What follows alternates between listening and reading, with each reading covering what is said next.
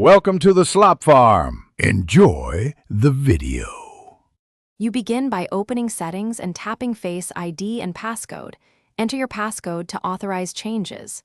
Once in, choose Add a Fingerprint and position your finger on the Touch ID sensor. Don't rush.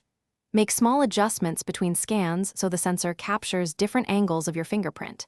This helps increase accuracy later. Keep the finger relaxed, not rigid, and make sure the sensor and finger are clean and dry, so the initial scans register clearly and reliably.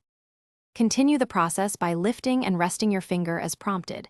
Each touch refines the fingerprint map. Make a point to vary tilt and pressure slightly so the sensor records both the center and the edges of the print. If a prompt asks for additional placements, follow it. This fills gaps and improves read success. Once scans complete, you can assign a short label to that fingerprint in Settings, which makes management easier if you add multiple fingers later. Finish by testing Touch ID on the lock screen and in Purchases. Enable desired uses under Face ID and Passcode once successful.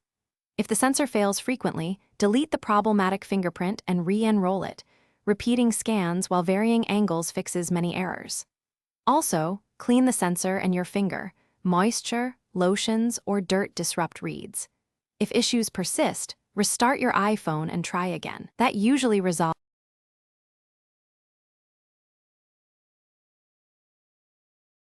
Thanks for watching. Consider subscribing if we helped you today.